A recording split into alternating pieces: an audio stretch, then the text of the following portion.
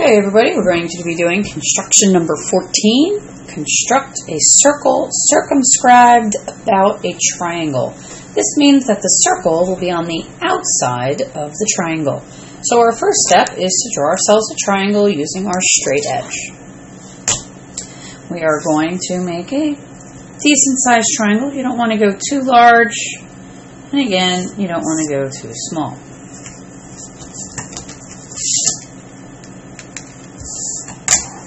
Okay, this can be an obtuse triangle, can be an acute triangle, does not have to be equiangular or equilateral, can be scaline, isosceles, but you have a nice triangle, that's the key. Okay, I'm going to label my corners of my triangle as X, Y, and Z.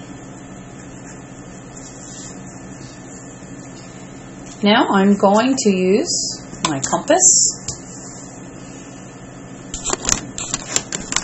and we are going to mark.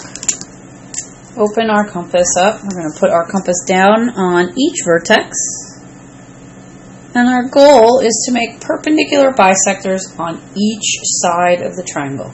So I'm going to open my compass up so it's more than halfway across my bottom segment, XY. And I'm going to make a large sweeping arc. I'm now going to move my compass over to segment Y, or point Y, sorry. And again, make a nice large swipe.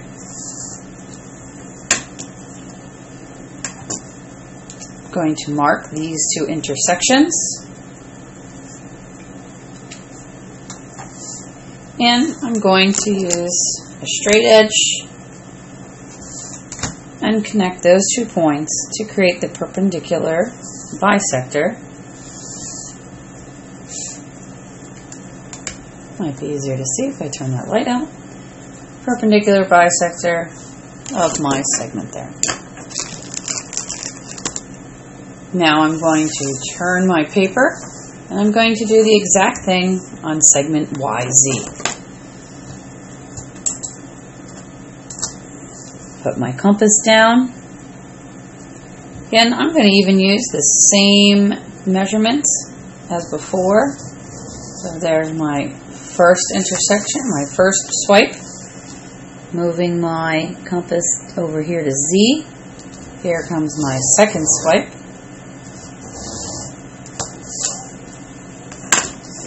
And I'll notice this time I have this intersection. And right here I have my second intersection. I'm going to connect those two. And draw my line, which is perpendicular. Okay, moving over to my last side here. Again, I can use the same measurements, and if I've done this correctly and utilize the same measurement every time, they'll all line up. One right on top of the other. Okay. Again, this time I have my intersection right here and down here. So again, I'm going to use my straight edge. Line these up. Let's turn the paper back right side up. Okay. Now we have a number of measurements markings we need to put on, and then we'll need to do some measurements as well. The first is that at every base of the triangle, so from X to this point here, and then to Y, this piece and this piece have to be the same. This is also a nice right angle. On our second side, YZ, we've created a perpendicular bisector again. So that means this side and this side will be the same. And again, we have a right angle at that intersection. Continuing to the third side, XZ, we have our two pieces that are indeed the same size, and again, a nice right angle. Now the three green lines right in the interior should meet right at one intersection, which they do. That is what we'll call C. Okay, it's called C. It is the circumcenter because it's where all of the perpendicular bisectors do intersect in this triangle. Okay, so we have some markings now, and we need to do some statements. So let's name these three intersections here. Let's go with L, M, and N. Just make our lives easier, stay away from the other letters. This is our L. Now, that means we have XL is congruent to LY. We also have YM being congruent to MZ. Last but not least, our third side, we have ZN is congruent to NX. Continuing on, we also have some perpendiculars that we can talk about.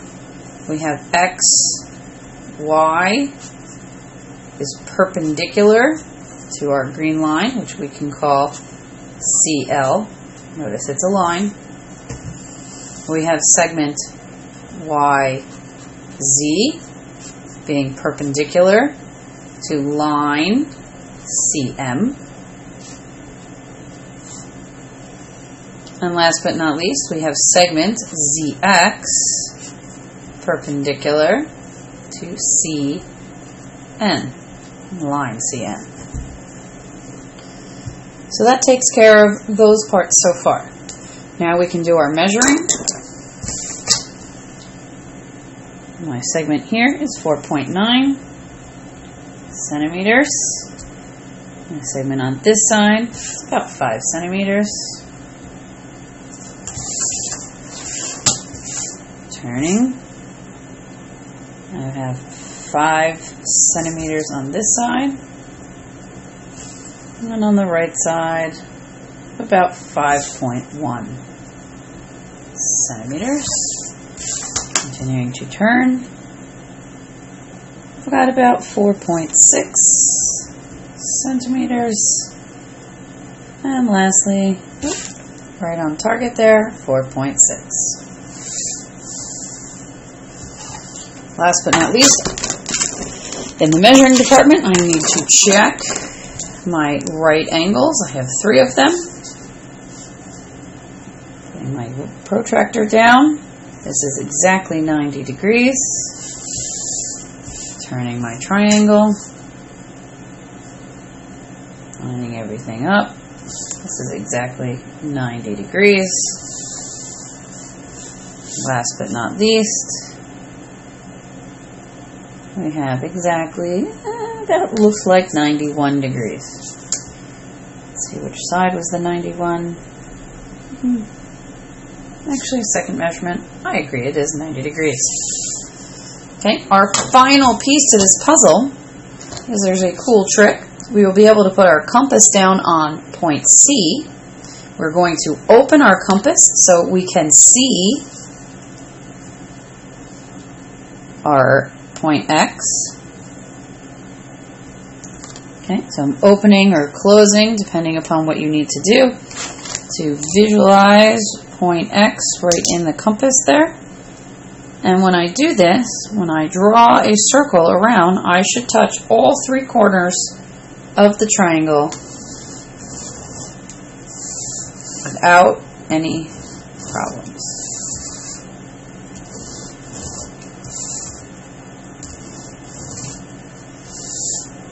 Okay? And the reason we can do that is C is actually equidistant from each of the vertices. So I'm going to draw a dashed line like this, showing point C. So Z, C connected to X and C connected to Y.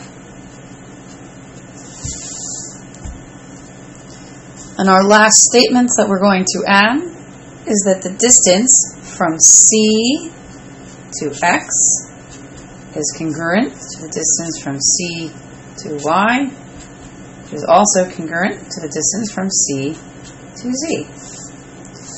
So I'm going to put 4 tick marks on each one of those dashed lines. And my final piece is to measure those 4 lines. So in centimeters, when I measure, I've got 5.6